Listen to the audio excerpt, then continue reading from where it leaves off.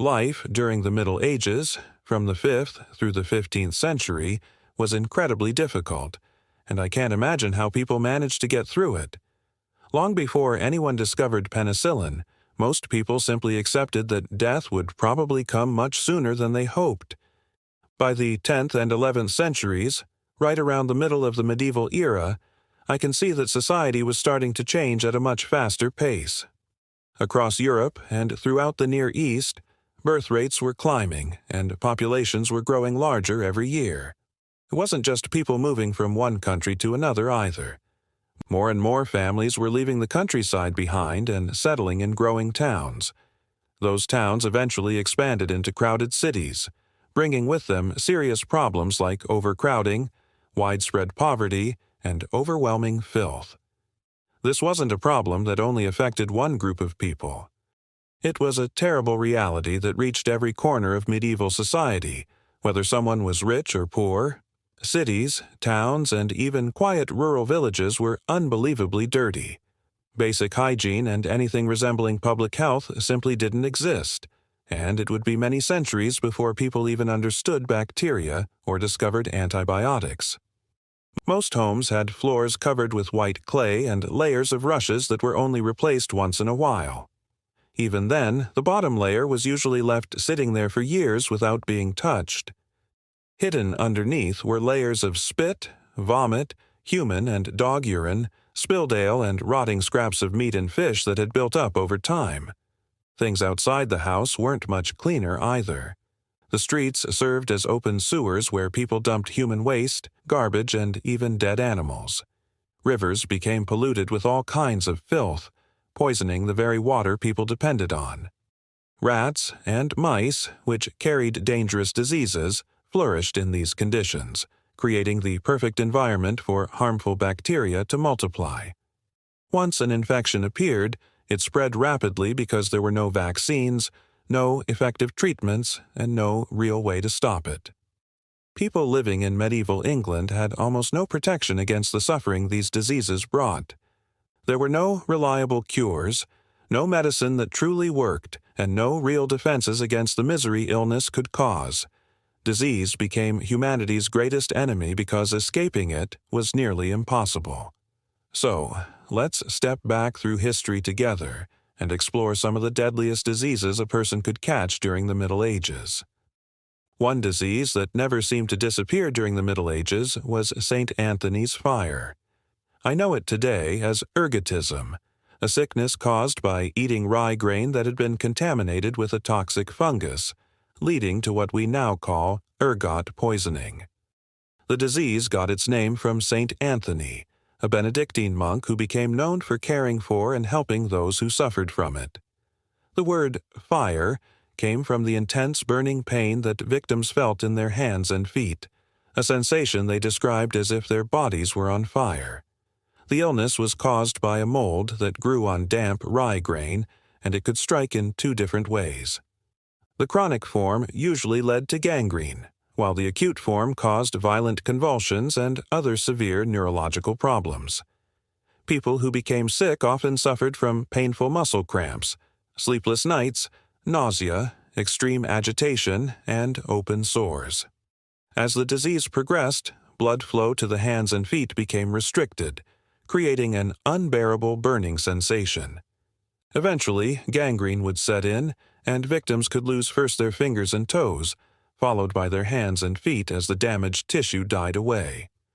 Many of those infected appeared completely out of their minds because they experienced terrifying hallucinations along with uncontrollable convulsions. Some historians believe these symptoms may help explain the strange dancing epidemics that swept across parts of Europe between the 14th and 17th centuries. The disease didn't spread continuously, but instead appeared in devastating waves.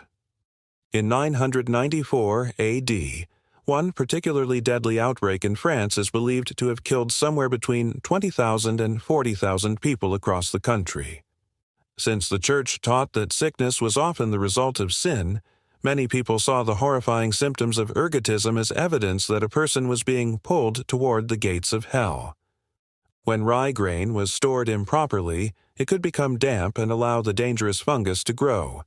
But during times of famine and extreme poverty, many people felt they had no choice. Eating contaminated grain often seemed like a better option than starving to death. In some cases, the tainted grain was even given to prisoners on purpose. Doing so made their urine highly acidic, which was considered especially valuable during the leather tanning process. Sadly, prisoners forced to eat the contaminated rye usually ended up dying from kidney failure. Even centuries later, historians have continued debating whether ergot poisoning may have caused the hallucinations experienced by the young girls whose accusations helped spark the Salem witch trials. The same theory has also been discussed in connection with the mass poisoning that took place in Pont Saint-Esprit during the 1950s. As time went on, leprosy became closely associated with filth, decay, and social rejection. During the Middle Ages, I would have seen it as one of the most feared diseases of all, earning the haunting nickname, the living death. At the same time, many people believed that those suffering from leprosy were sharing in the suffering of Christ himself. Since they were thought to be enduring their time in purgatory while still alive on earth, many believed they stood closer to God and would go straight to heaven when they finally died. Leprosy is caused by a bacterium that first enters the body through the lungs. In most cases, people became infected by breathing in tiny droplets released when someone carrying the disease coughed or sneezed. Once the bacteria settled in the lungs, they slowly spread throughout the rest of the body. The disease often attacked the bones of the face, especially around the nose, while also damaging the skin and the eyes. It could even affect the body's nervous system, causing people to gradually lose their sense of touch and pain. Because of that loss of feeling, injuries to the fingers and toes often went unnoticed. Small cuts and wounds could become badly infected, eventually turning into painful ulcers without the person even realizing how serious they had become. As the disease continued to progress, the damage to the hands and feet became even worse. The cartilage at the tips of the fingers and toes could slowly be reabsorbed by the body, causing them to grow shorter over time as the surrounding skin tightened around them. Leprosy itself usually wasn't what killed people. Instead, it greatly weakened the immune system, leaving sufferers far more vulnerable to deadly illnesses such as diphtheria or tuberculosis. That's exactly why people called it the living death. The disease could stay with someone for years without directly causing their death. In many cases, they ultimately died from another infection or complication that their weakened body simply couldn't fight off. By the 11th century, leprosy had become such a widespread problem in and around European cities that special hospitals were built specifically to care for those who had the disease. These institutions became known as leprosaria. Many patients were actually grateful to live in these places. They received regular meals, had shelter, and were cared for by a chaplain who prayed with them and helped prepare them spiritually for the end of their lives. A lot of sufferers believed their illness was a form of penance for their sins. They accepted their suffering in the hope that it would improve their chances of entering heaven after death. Many leprosaria were financed by wealthy nobles who wanted to earn respect for their generosity and charitable works. Supporting these hospitals also encouraged members of the clergy to pray for the souls of their benefactors. Life expectancy during the Middle Ages was painfully short, so the Church offered people a hopeful message about how they should live. It taught that living a good life and confessing one's sins would secure a place in paradise after death. That belief became so deeply rooted that during the 13th century, the Fourth Council of the Lateran declared that before a physician could even begin treating a patient, the person should first receive absolution for all of their sins. People believed that no illness could truly be cured until God had first forgiven the sins that were thought to have caused it. From what I know, smallpox had already been widespread across Asia as early as the 1st century. Many historians believe it was returning crusaders who carried the disease back into Europe during the 11th and 12th centuries, helping it spread across the continent. Today, smallpox has been completely eradicated around the world, but during the Middle Ages it was one of the most feared infectious diseases.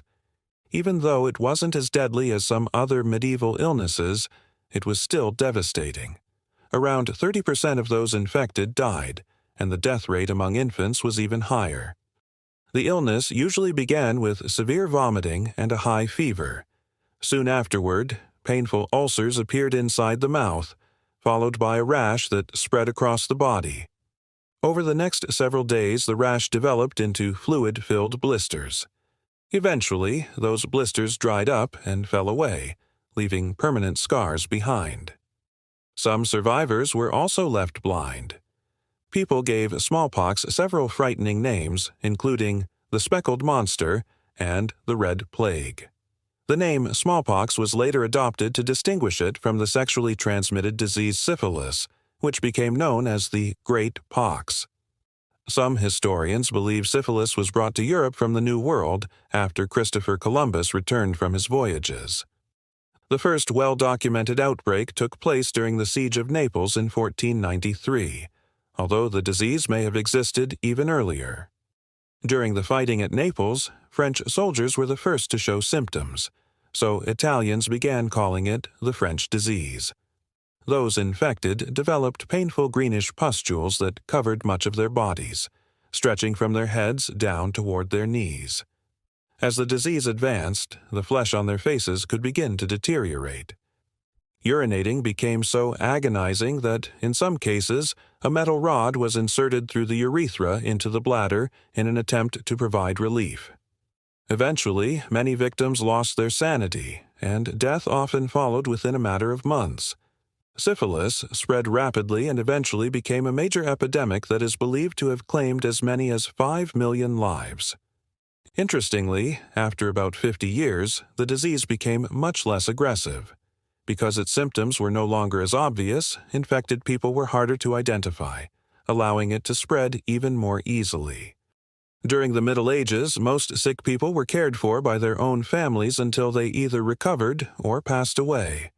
Wealthy nobles, however, could afford to hire someone whose full-time job was to care for them during their illness. Medical knowledge at the time relied heavily on superstition, ancient beliefs, and alchemy rather than scientific understanding. Most physicians believed nearly every illness was caused by an imbalance in the body's 4 humors. According to this theory, good health depended on keeping 4 bodily fluids in balance: blood, phlegm, black bile, and yellow bile. If one of these humors became excessive or deficient, doctors believed disease would follow. To determine what was wrong, a physician might examine a patient's pulse or inspect their urine in an attempt to judge the balance of these humors. Early treatments for syphilis reflected these beliefs. Patients might be told to bathe in wine or olive oil, take powerful laxatives, undergo bloodletting, or try other remedies that were thought to restore the body's natural balance. Bloodletting and cauterization were both considered effective ways to rebalance the humors. Many physicians preferred phlebotomy over using leeches because they believed it allowed them to remove blood with greater precision. Instead of relying on leeches alone, they often used knives or even heated instruments to open specific veins, choosing different locations depending on the patient's condition. Cauterization was also commonly used to stop heavy bleeding. During procedures such as tooth extractions, a knife or another metal instrument would be heated until it was extremely hot and then pressed directly against the wound. The intense heat quickly coagulated the blood and sealed the injury, although it frequently caused severe damage to the surrounding tissue. In some cases, physicians even believed cauterization could help treat mental illness, making it yet another example of the harsh medical practices people endured during the Middle Ages. What many historians consider the first known act of biological warfare happened in late 1347, when Mongol forces reportedly launched plague-infected corpses over the walls of the Italian trading outpost of Kaffa. That single event is often linked to the beginning of the deadliest pandemic humanity has ever experienced. In October of that same year, 12 ships carrying Italian merchants sailed from the Black Sea and arrived at the Sicilian port of Messina. By the time the ships reached shore, most of the sailors were already dead. The few who had survived were horribly sick.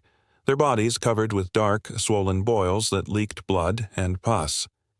Officials quickly ordered the so-called death ships back out to sea, hoping to stop the disease from spreading. Sadly, it was already too late. The plague was carried by infected fleas that lived on rats, and those rats traveled aboard merchant ships moving from port to port. Before long, the disease had spread along major trade routes and reached countless places across the known world. Medieval Europe was especially vulnerable. Its overcrowded towns, filthy streets, and terrible sanitation created the perfect conditions for the plague bacteria to multiply and spread from person to person. Once the bacteria entered the body, they attacked the lymph nodes. Dark bruises began forming beneath the skin, while large, pus-filled swellings known as buboes appeared under the arms, around the neck, and in the groin. Those dark patches became one of the most recognizable signs of the illness and inspired the name, the Black Death. As the infection grew worse, victims developed severe shortness of breath, an intense fever, and skin that began to decay. Before long, they lost control of their muscles, causing violent and uncontrollable spasms throughout the body. For many people, the suffering didn't stop there. They often began vomiting blood, their organs slowly failed, and they eventually slipped into a coma. It was an agonizing and drawn-out death that few could escape. Historians believe that roughly 70% of those infected died within just 5 days of catching the plague. As the years passed, the disease evolved into another form that we now call pneumonic plague, which attacked the lungs instead of the lymphatic system. Unlike the earlier strain, this version spread through the air, wiping out almost any remaining hope of survival. Nearly everyone who developed pneumonic plague died from it. During a period of only 5 years, the Black Death is estimated to have killed more than 200 million people. At the time, that represented nearly 1/3 of Europe's population. In England alone, about half of the population was lost. Oddly enough, one of the long-term effects of the Black Death was a severe shortage of workers. Because so many people had died, the peasants who survived suddenly found themselves in much stronger positions. Wages increased, working conditions improved, and overall living standards became better than they had been before. Taxes also became lower, and with fewer people left to buy goods, there was an oversupply of many products, causing prices to fall as well. Over the centuries, archaeologists have uncovered numerous mass graves filled with victims of the Black Death. In medieval society, receiving a proper individual burial was considered deeply important, so the existence of these graves shows just how completely overwhelmed communities became. There were simply too many bodies to bury, and far too few healthy people left to perform the heartbreaking task. Even though modern antibiotics can successfully treat plague today, the disease has never completely disappeared. Every year, there are still roughly 1,000 to 3,000 reported cases around the world. The Black Death wasn't the only illness that brought unimaginable suffering during the Middle Ages. Another terrifying disease, known as the English sweating sickness, also claimed thousands of lives and left people living in constant fear. Just as King Henry VII began his reign, this mysterious new illness suddenly appeared and started spreading across England.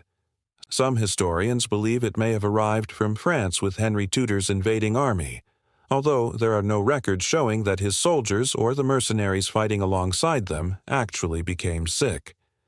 Even so, only 3 weeks after the Battle of Bosworth Field, the disease erupted across London. It spread with incredible speed, killed thousands of people, and created widespread panic throughout the city. What frightened people most was how quickly the illness could kill. There were numerous reports describing healthy individuals collapsing in the streets and dying almost without warning. The sickness usually began with a high fever, along with intense pain in the neck, shoulders, and limbs. Soon after, sufferers developed severe stomach pain and vomiting. That was followed by overwhelming sweating, one of the disease's most recognizable symptoms. Once breathing became difficult and chest pain and heart palpitations set in, death often came very quickly. One of the strangest things about the English sweating sickness was who it seemed to target. Wealthy young English men, especially members of the upper class, appeared to be at the greatest risk. Meanwhile, infants, elderly people, and even foreigners living in England seemed largely untouched by the disease. Even more unusual, Scotland, Wales, and Ireland appeared to escape the epidemic almost entirely. Many young Englishmen fled to those countries hoping to save themselves, yet some still died after arriving there. Over the centuries, countless theories have been proposed to explain what actually caused the sweating sickness. Some researchers have suggested influenza, while others have pointed to anthrax. Despite all the research, the true cause of the disease and the reason it behaved in such unusual ways remains one of history's greatest medical mysteries. Another mysterious illness from the medieval world was something known as water elf disease. This strangely named disease caused itchy red spots to appear across the body.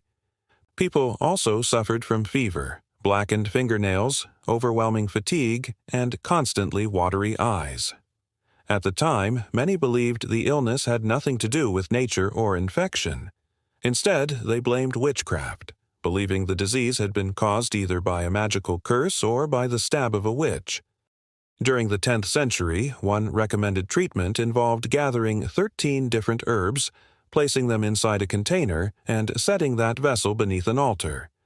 Afterward, 9 church masses had to be performed over the herbs before they were boiled together with butter, sheep's fat, and salt. Once the mixture had been strained, the herbs themselves were thrown into a nearby stream. The remaining ointment was then spread over the eyes, forehead, and any other part of the body showing signs of the disease. Another supposed cure called for 12 different herbs and plants to be soaked in ale. After drinking the mixture, the sufferer was instructed to recite a specific chant 3 times in the hope of lifting the witch's curse. To this day, no one knows for certain what water elf disease actually was. Modern historians and medical experts have suggested several possibilities, including measles, chickenpox, and even endocarditis, an infection that affects the heart. Another disease people feared during the Middle Ages was the king's evil, the name commonly given to scrofula. This was a form of tuberculosis that affected the lymph nodes in the neck instead of attacking the lungs. The first sign of scrofula was usually a painless lump that appeared on the neck and refused to go away. As the swelling grew larger, the skin covering it often turned a deep purple color. Eventually, the swollen area could burst open, leaving large, painful sores. Along with that came fever, exhaustion, and a general feeling of illness. Much like water elf disease, scrofula inspired some unusual treatments. One of the most famous beliefs was that a king could cure the illness simply by touching the sick person. According to tradition, Clovis of France was the first ruler believed to possess this miraculous healing power during the 6th century. By the 13th century in France, and later in the 14th century in England, an official ceremony had developed around this belief. During the reign of King Edward III, sufferers were often presented with a special medallion known as a touch piece, which was treated as a sacred relic. Originally, the ceremony involved the king washing the diseased areas with water before offering his blessing. However, in the 15th century, Henry Tudor ended that custom. Instead, he simply placed his hand on the patient while a priest prayed over them and presented them with the holy medallion. People who never had the opportunity to receive the supposed healing touch of a monarch usually turned to physicians or local healers in search of another cure. One treatment that was commonly recommended was an ointment containing mercury. Since ancient times, mercury had been promoted as a remedy for a wide variety of illnesses, including typhoid, constipation, parasitic infections, and even syphilis. It was also known by names such as cinnabar and quicksilver. When mercury was taken in pill form, it often caused intense sweating and violent vomiting. At the time, doctors believed those reactions helped cleanse the body of disease. Unfortunately, the treatment itself produced many dangerous side effects, including severe headaches, breathing problems, and vision loss. Most physicians blamed those symptoms on the illness rather than realizing they were actually poisoning their patients. Today, we understand just how toxic mercury really is. For ordinary people living in the Middle Ages, avoiding disease was almost impossible. That constant threat shaped the way people thought about both life and death. Of course, everyone hoped to live as long as they could and escape infectious diseases whenever possible. During epidemics, people often fled if they had the chance. Even so, death was such a common part of everyday life that most people eventually learned to accept it. Very few people lived into old age. Most children watched one or both of their parents die somewhere between the ages of 30 and 40, and having living grandparents was something many people never experienced. The vast majority of medieval people were deeply religious, and because of their faith, many did not fear death itself. To them, dying was not the end of the journey, it was simply the beginning of the next one. That covers just a small sample of the terrible diseases that spread throughout the Middle Ages and serves as a powerful reminder of how fortunate we are today to have modern medicine and effective treatments. Thanks for joining me for this episode of Medieval Madness. I really appreciate you watching, and I'll see you again next week for another journey into medieval history.